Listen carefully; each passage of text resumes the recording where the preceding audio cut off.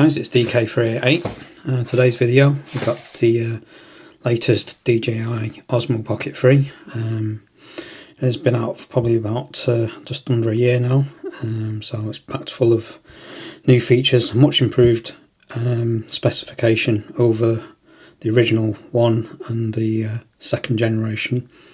And this is the combo creator pack, so it's got additional accessories that we can look into in detail. So just for context, I was the owner of the original Osmo Pocket 1, but unfortunately got into an accident and fell into a window and fell into the ground, and the rear casing's come off. It still switches on, but the screen no longer functions, doesn't work, and the gimbal seems to be out of calibration. It's gone a bit haywire, so it's pretty much rendered useless. So I bit the bullet and went for the latest generation, number 3, which is the all new, built from the ground up, as they say. So this is the Creator Combo Pack, and just in the unboxing we got a new protective cover, and then into the actual carry bag, which is quite a nice branded bag. And upon opening, you can see it's just full of goodies.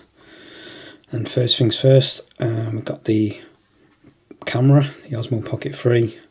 As I said before, it's the completely new generation, built from the ground up. And this is the DJI Mic 2, which is what I'm recording this audio from. With its internal storage, you can use it as a third-party mic. And then this is the additional battery handle extender, so for the extra capacity for filming. And then it comes with a mini tripod as well, which is handy. This is just the handle attachment. There's no battery capacity, it's just purely for the physical handle. And then you've got a wind screen for the microphone, and then you've got a USB-C on both ends, which is about 1/2 meter long.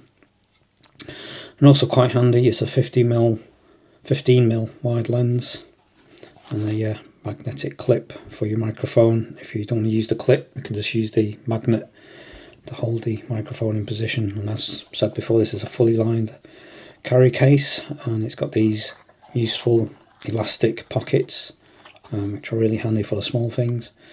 And the carry case has also got some magnetic points to put your filters and your lens, and this is how the Pocket 3 sits in. There's no silicone strap like the first edition, so that might be a bit worrying, might slip out easily. So let's just add all the attachments together, just going through the different various combinations, accessories that you can put together.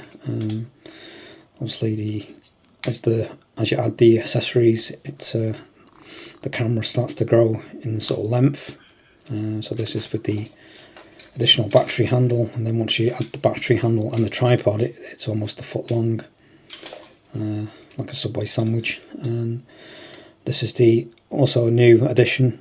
It's the 2-inch OLED screen, which is rotatable. Let me go through that in a minute.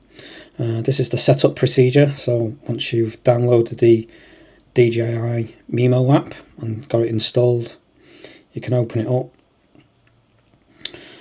and then you can sort of pair the camera and your phone together to activate the camera to your account. And once it's activated successfully, you can do any updates on the firmware. So that took about probably half an hour to download and go through, and all the apps and the firmware. And once it's updated, you're activated, the firmware is all up to scratch, you can start filming. Well, once you put the micro SD card in, it needs to be a fairly fast one as well, high capacity fast SD card. I think it might be a class 10, I think.